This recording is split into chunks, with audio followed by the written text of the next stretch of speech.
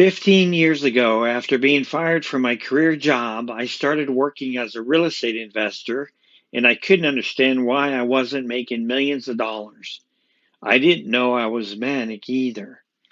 Then I saw a successful real estate investor on TV, and I noticed that he had two things I didn't have: a big car, one of those big monster Hummers, and he had a helicopter. It was right then and there that I realized that this is what was keeping me from being successful. So I asked my wife if I could buy a Hummer, and she said no. The way I saw it, she lacked vision, so I bought it anyway and I hid it from her.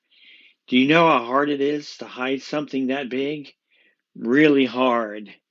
Now, some 15 years later, and still no helicopter, and after having symptoms for more than 35 years, I was finally diagnosed with bipolar disorder. By then, I had lost everything that was dear to me: my career, my marriage, my kids, my wealth, and I ended up living alone on the floor of a 100-year-old abandoned cabin. Now, after years of effective therapy and medication, I see the world a lot clearer and I can make sense out of it. Before, I lived with either infinite hope or infinite hopelessness. Now I live with a healthy level of hope. Treatment has worked wonders for me, though getting the right meds took a lot of trial and error. You know, years ago I was fired for having what I now know to be a manic episode. Now I advocate for companies to pause long enough and consider offering treatment instead of termination for anyone who doesn't seem quite right. I now have a vision of a world where employers understand and recognize the signs of mental illness and work to get their people treatment so that they can live very productive lives too. I live a great life, and I believe that almost anyone with bipolar who is properly treated can live a great life too. If life is not working for you and the world seems a little crazy, I hope that you will go see a psychiatrist who might be able to help. And if you've found this hope, my hope is that you will continue treating your illness and enjoying your life. Treatment works. People can live and work well with bipolar. I'm living proof of that.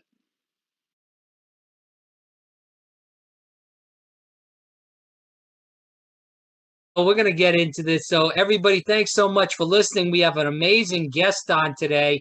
And we always bring amazing people on for the viewers and the people that are listening, whether it's on the radio or on Facebook, Twitter, or Instagram. So, we hope you're listening on one of those. And I really appreciate that. Again, this is Fire Breathing Rob. And our guest today is Bob Krulish. He just has a new book out, and you'll see it in just a second when the screen goes to him. It's When Screams Become Whispers, and it is #1 on the new releases for best-selling authors on Amazon. So, Bob, first of all, I thank you for coming on, because before we even came on and we were talking in the back room, and we were saying, hey, this is a huge topic as far as mental health in this time of coronavirus, but even before that. So, Bob Krulish, thanks so much for coming on. Greatly appreciate it. You're welcome, Rob. All right. Happy to be here. All right, Bob. So we got a lot to talk about. So we'll start about the book first, but then we do have a lot of viewer questions from people that were listening that I told them you were coming on and what the book was about, and they were very enthusiastic as far as Great. that goes. So we're looking forward to that, and I'm sure they are also. So going into the interview, in the book again is When Screams Become Whispers. What made you want to write that book? No, I started to speak. I joined the National Alliance on Mental Illness about 5, 6, 7 years ago, and then I learned about their speakers program and started to speak. And I noticed that a lot of times people would come up to me and ask me for help. So I started a coaching practice about 4 or 5 years ago, mostly parents. And then they would say, you really ought to write this story down because it's so inspiring. It gives me hope, and I'm very humbled by that and honored that it gives them hope. So after about 2 years of hearing a lot of people say that, I got around to starting the book. I had met my co-writer almost three and a half years ago, and it just got released this month. But it was really mostly to bring hope to people who were struggling. So, what got your interest in mental health? Was it somebody that you knew that was Oh, suffering in the past? Have you suffered in general? How did all that interest come about? that's a really good intro to what we're talking about, and I appreciate that.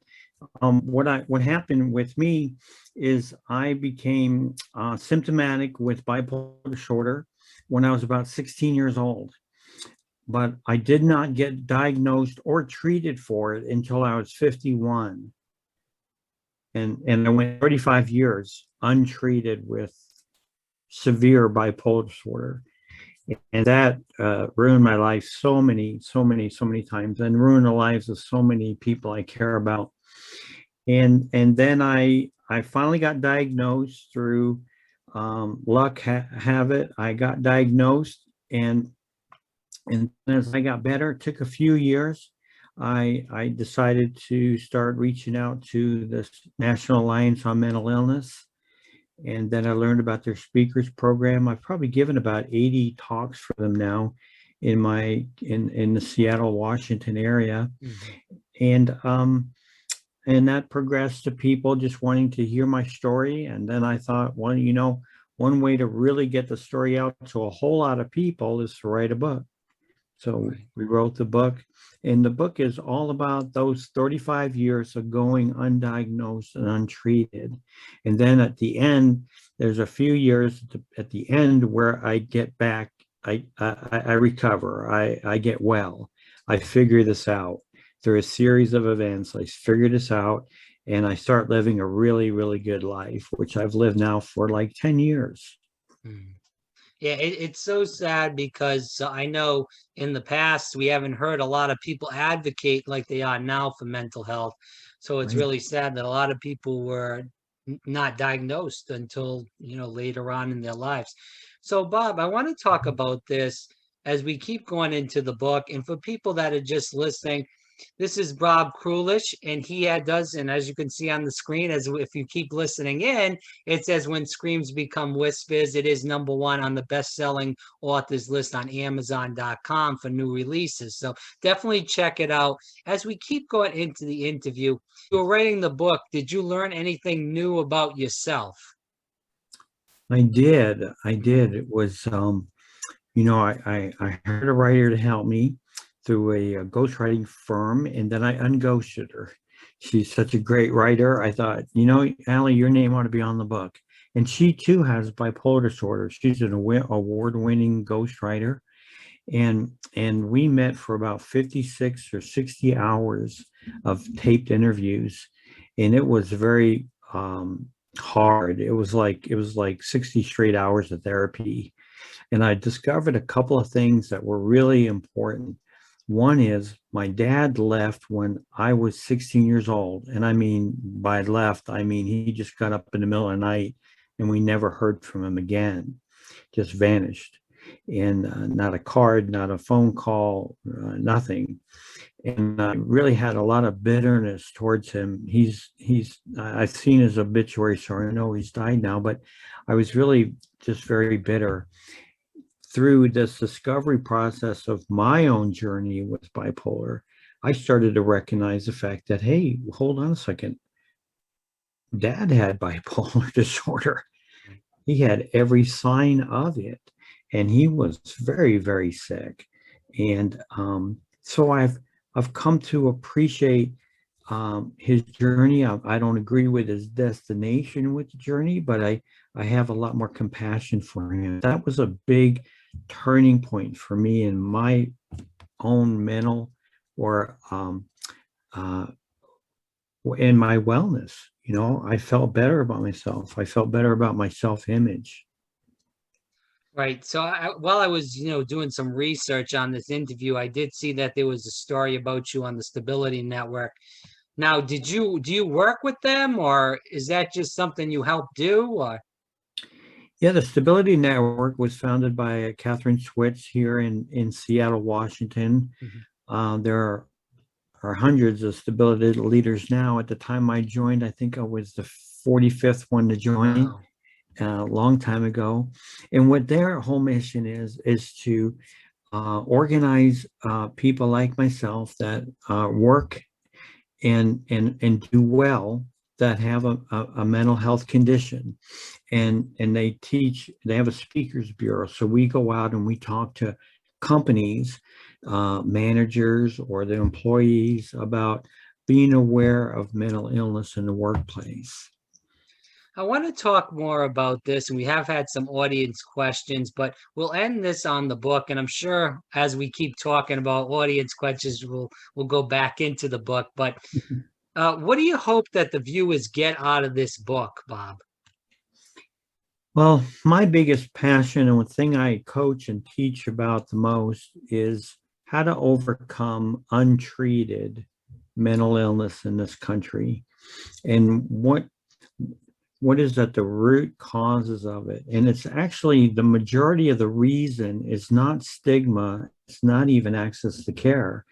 It's people have just an unawareness that they have a mental illness. They're unaware. 54% of the people with it are unaware. And so I hope this helps people become aware of at least bipolar disorder in themselves, or maybe in a loved one, so that they can shape a conversation to where that might lead to the ill person getting treatment much sooner than 35 years like it was for me.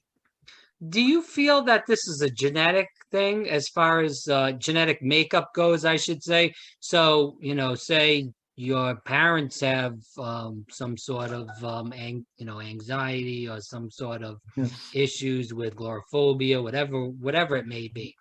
Uh, Right. and then it's passed down. And like you said, if those people don't even know it and they don't get that taken care of, you're not going to know it. And you just grow up and you go through life. And like you said, nothing gets taken care of. And you end Right. up maybe having a shorter lifespan, or you have some serious healthcare issues because that's not foreseen. And that could be, from your parents or even your grandparents. It is genetic, at least with bipolar for sure. Okay. You really need to have the gene, and then somewhere in your life it may turn on or it may never turn on. When my dad left, it turned on for me. It didn't turn on for my brother or sister, but it turned on for me, and I became very symptomatic. Um, the thing to really try to be aware of is, was there any mental health conditions in your family? Going back to your mom, your dad, brothers and sisters, uncles, grandparents. Mhm. If there is, it's something to be very, very aware of, and really be looking for the signs. And on my website at bobkrulish.com, you can click on symptoms, and I have a lot of information about several different serious mental illnesses, what the symptoms are. And if people get familiar with that, they'll recognize it either in themselves or with others. And hopefully that will lead to getting treated. Well, I definitely want to get into more issues before we get really deep into this. Talk about your coaching practice. I know you've kind of, went into it a little bit. So, what do you do for your clients? Is there any is it on your website where people can sign up? How do people find out more about your coaching and your coaching? What happens when you do coach? Yeah, the best way is I do workshops about 2 or 3 Saturdays a month. Hmm. It's a 3-hour workshop. It's free. They can go to my website and click on the events tab. There are like 8 or 9 right now that they could register for. And they'll learn all about the skills I teach on how to increase awareness around mental illness, and then what to do about it, how to communicate with it. And I encourage everybody to just jump into a workshop, and then I give them an opportunity to learn how to work with me closely at the end of the workshop. I put everybody through the workshop, though, because it's so much information Right. before I can really do a good job of coaching them. So that's right on the events tab. And like I said, they don't have to be from any of those areas. The National Alliance on Mental Illness, NAMI, has these local organizations and they host my meetings. But you don't have to be a member of those organizations to come to one of my meetings, one of my workshops. Yeah, I'm looking at it right now as we speak, actually. I'll definitely look at it more once we finish the interview. Again, Bob Krulish, definitely look up the book. And if you are on Amazon, which everybody is in the world now, go to When Screams Become Whispers. Definitely check out the book. As we've said throughout the interview, it's one of the new best-selling books on Amazon.com as far as new releases. Bob, I have got a lot of questions from people, so I'm going to try to get through this as quick as possible. But I do want to talk about this. COVID-19 hit at in this country at around the end of February, more towards March, though. It started out in where you are in Washington and then kind of hit hard in New Right. York and went around the country. With Right. that said, a lot of people were stuck in the house for 9, 10 months. You watch the Right. news, there's consistent talk about masks, vaccines, death, Yeah. politics. There's an Mhm. election. Oh Uh, my God. Two guys hate each other. If Trump wins, the world's going to end. If Biden wins, there's going to be social unrest, regardless of who you like. So you have all this going on, and then people Mm. get vaccinated now. People are getting out back to work. And there is still a lot of problems. There's still a lot of people that are unemployed. There's still a lot of people that are being evicted from their houses. And I think it's going to get worse as far as that goes because Yeah. the people didn't have their money for so long and they have to pay that down. So, anyways, regardless of that, Right. I want you to Right. talk about the anxiety and towards COVID of people of all ages, because I know it hit a lot of people that were elderly too in the nursing homes. We saw that in Washington and New York, but even all around the country for that matter. So, can you talk about the anxiety and the depression that was really pumped up throughout COVID and it's really hitting hard now, especially when people are trying to get out of the house? And then after that, if you could talk about my age range, that we're looking at 18 to 35-year-olds Right. who I've heard are suffering more than elderly people. And that's right, Robin. I'll get to that. And what is going on as you described. Anxiety to me is always is worry about the future. Depression is upset about the past. And then that's when you hear people teach about mindfulness, try to be in the present because nothing's going to happen that you're not aware of already. And it's nothing in the past that's going to affect what's happening right now as you and I talk. But we with such uncertainty around COVID, is there ever going to be a vaccine? And then the death toll, that's like a war. I mean, it was like terrible. Seeing all that is tragic. Led us to a great deal of anxiety. And now I hope that at least we know more. We have a vaccine. There are opportunities to live, better again. For those who are stuck in a bad past, they're behind on their rent and they've lost their job. It's going to be very, very difficult. So I would really recommend if they're having difficult for a period of time, not just having 1 or 2 bad days, but if they're like a lot of them and it's like a month or two, that they reach out and really try to find a psychiatrist to talk to. It could be temporary. A lot of these conditions are temporary. They're situational, like the way the world has been. Everybody's been affected by it. And there might be something simple, a simple medication that they can get on that would take the edge off. There's an anti-anxiety med that I take as needed, for example, and it really just takes the edge off. I don't worry about the future so much.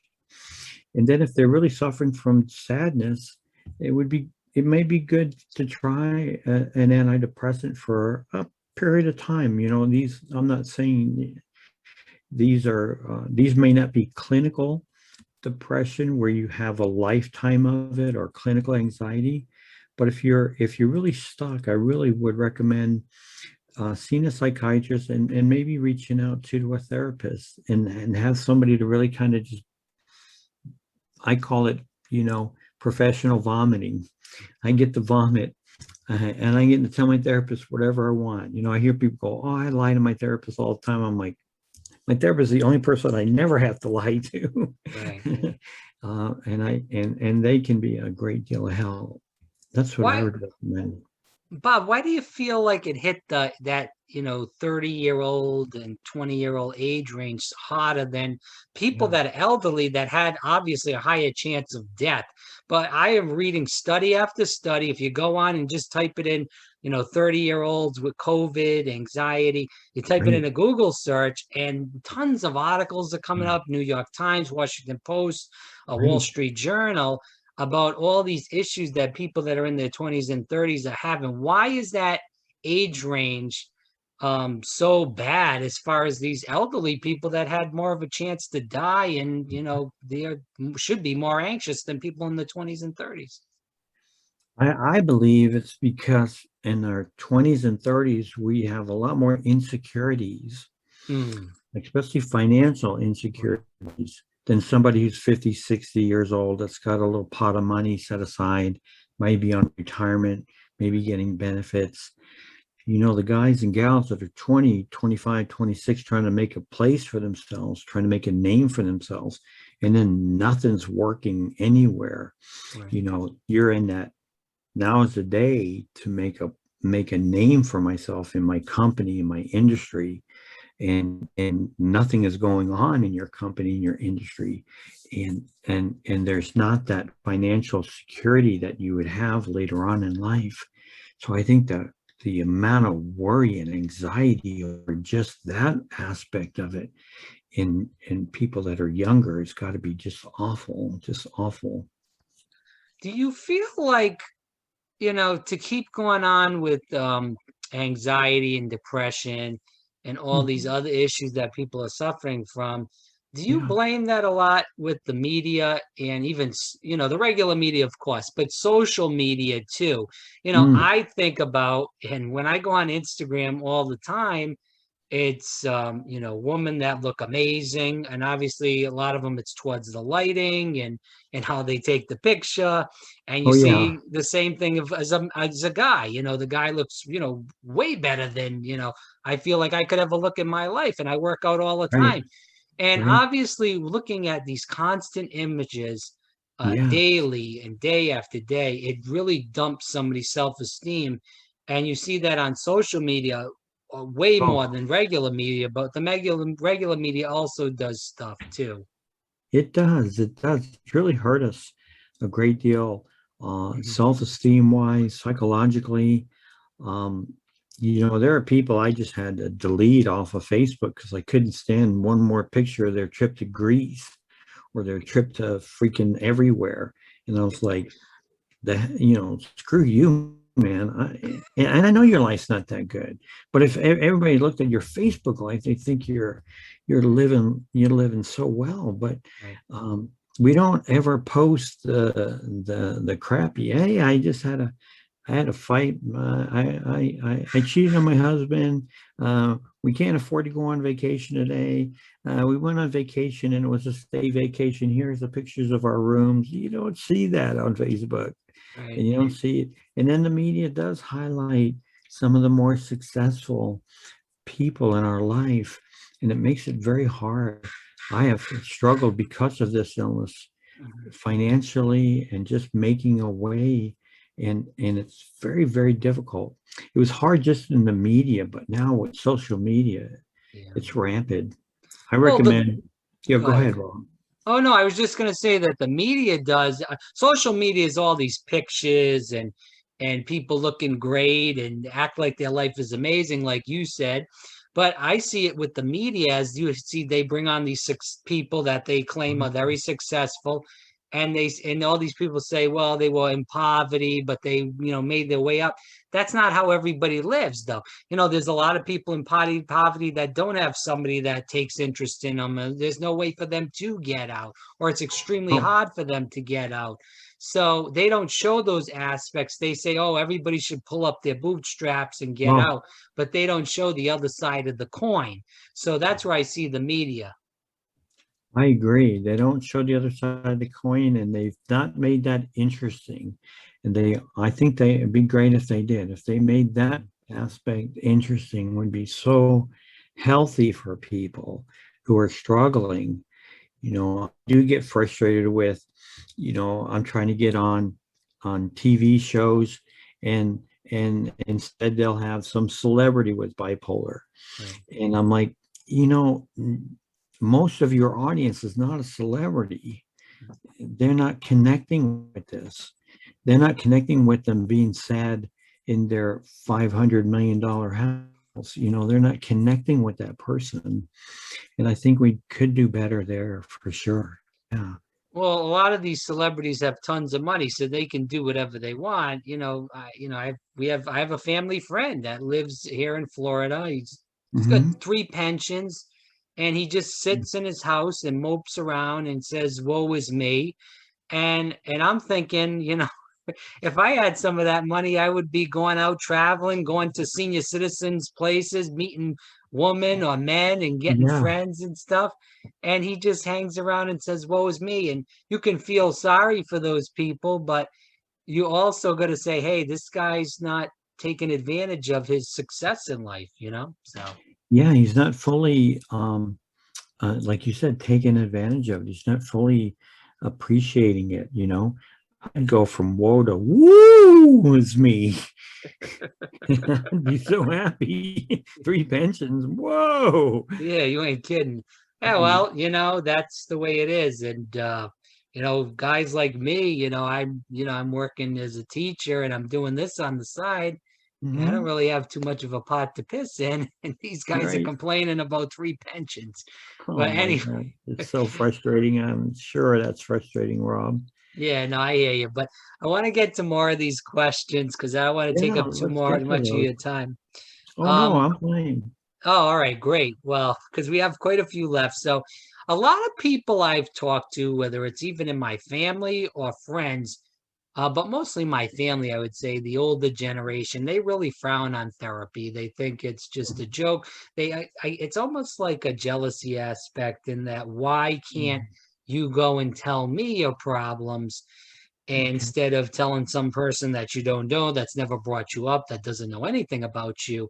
My answer back to that is, Bob, is that, you know, you guys already have thoughts on me. You already have those preconceived thoughts of, That's right. of where I am in life, what I'm about in general. This person is totally out of the wavelength. They don't know me from Adam, and they're going to slowly build that relationship and try to help me with that relationship as a building.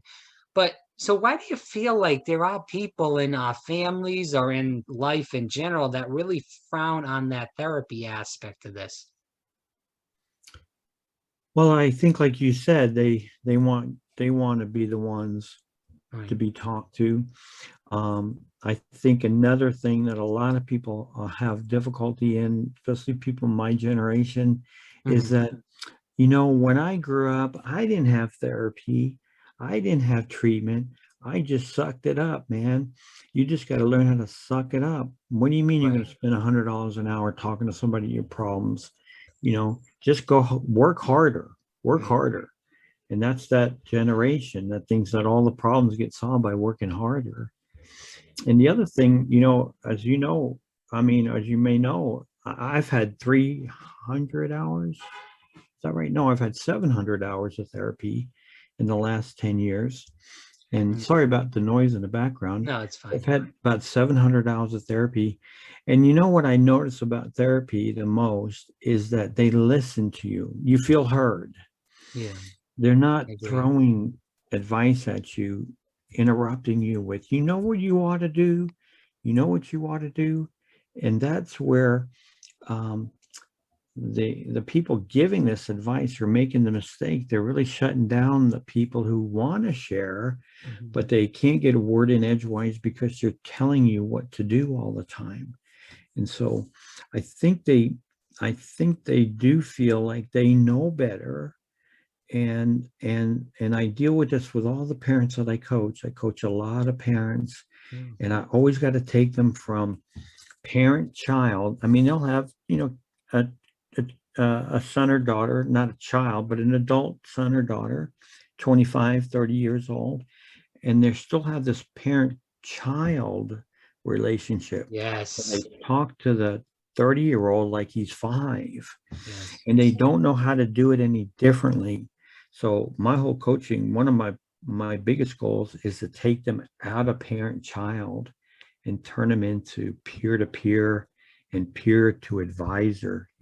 I want mom and dad to be an advisor. You're not going to parent anymore. He's 30. You can't do that, or he's never going to take your advice if you talk to him like a child. But we get hung up on that parenting, and then we resent when they go talk to somebody else. He said the same thing that I was thinking, and what you said about the generation right now of the 20 and 30-year-olds is we're growing up in an economy where you don't get that job where you work 30, 40 years at that same company. Oh, no. Majority, 90% of the people in my age bracket will not do that. They'll be switching jobs 5 to 10 times throughout their life. So a lot of these people are living in, and I hate to be disrespectful to them, but they're living in the 60s and the 70s, and Sure. I'm living in the 2010s and the 2000s, where all this stuff has changed. Globalization has changed this. I mean, you're living in Washington. Amazon has changed how we react to things right now. So much these people are not understanding that kind of mindset. They're thinking back again to the 60s and 70s. I'm sure you agree with that.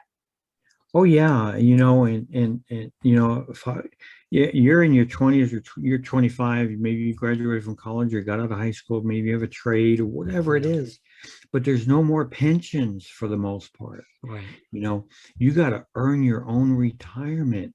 You talk back to some of these people back in the day, they all had a pension. They all got pensions. You're talking about your friend with 3 pensions. Good luck finding a job today with a pension. Maybe school teacher, maybe police, fire, depends. But for most of us, we're really kind of sucking wind, and we find ourselves at 35 going, I don't have a freaking dime saved. Oh my God, what am I going to do? I'm never going to quit working. And so the economics is so different than it was for people my age, and certainly for my parents. So different. Do you see that too? That a lot of these, suck it up, be a man, grow up, is that's because why we don't want to talk to them. That's why we go pay somebody to talk to, because when we're talking to them and we're getting that bullshit, that we're getting that kind of advice, we're like, I don't want to talk to you anymore. I'm going to disconnect. And I meet a lot of parents, and they're like, my son doesn't talk to me. And I said, well, tell me some of the things you've been telling him. Well, I've been telling him, get out of bed, go to school, get a job. I'm like, okay, I want to quit talking to you right now. You're driving me crazy. And they're like, oh my gosh, I didn't realize the impact of that. So yeah, and then you have people that don't have family to talk to, aren't in therapy, and their outlet can be extreme. Their upset is there. That's why I teach parents how to communicate in a completely different way. I have them throw out the words ought and should and never use them again. And they find that their son or daughter talks to them a whole lot more, looks to them for advice. But if you're saying, pick yourself up by the bootstraps, get out of bed, I had to go to work when I was your age, you can't lay around under my roof, there are rules. We're rubbing it into them.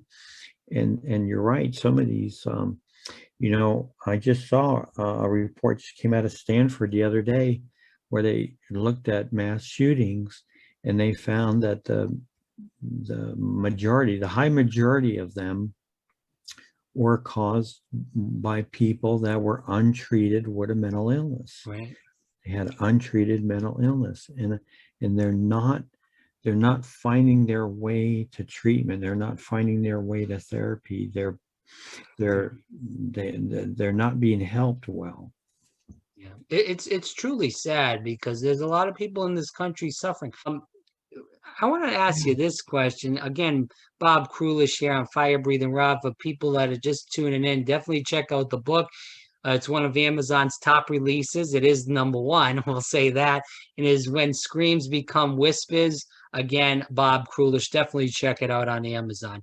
So, Bob, my question is for you as far as this aspect goes. You know, we see a lot of men too that, have issues with Mhm. anxiety and depression. They never get it treated. And they suffer from they have no emotional intelligence. They are emotionally empty. They don't know how to react toward women, men, their family. And a lot of that is because they haven't been treated with the mental illness. They never went to a therapist. Maybe they have those family members that say, suck it up, grow up, get a life or something like that. Right. And, Good and they job. keep holding it in. And they end up showing no emotion, along with social media. Pornography is a huge thing now, and I do want to dive into that in the next question. But Sure. can you answer that right now as far as the emotional intelligence? Are we seeing mostly, because we do have mostly men that listen to this show, so I do want to discuss Yeah, men. great. And I think Great. men are really suffering from finding their own emotional intelligence, and they really don't know how to treat women as far as a wife or a man or a friend or whatever it may be. They don't know how to treat anybody because they've lost that emotional intelligence. Yeah, and unfortunately, they're not getting it when they're younger. They're getting, especially if they have an illness. If they have an illness and their behavior is, uh, uh, bad, they're getting a lot of yelling and screaming at them. They're not really getting a chance to develop that emotional intelligence at all. They're really just in a defensive mode most of the time, where they're going on the offense against their parents. And so the people who would teach that or model that are being shut down by the son or daughter, by the child. They just, there's no room to take in that information, to learn those skills. And that's what I find time and time again, is the massive amount of arguing and fighting that goes on with parents and somebody with a mental illness, whether it's diagnosed or undiagnosed. And it's kind of interesting how they don't develop this emotional intelligence, because the whole way they're communicating is making them sicker. And so there's no room for that, developing those soft skills. There's no room for them developing, and they're not getting them from anywhere else. So they just kind of go out and figure it out on their own, through their buddies, or they just go out and behave and see how it works. And if they can get what they want by being obnoxious, they'll be obnoxious. If they, we're just kind of learning through trial and error. We're not really being taught. We just don't have the relationships as in place like we used to back in the day.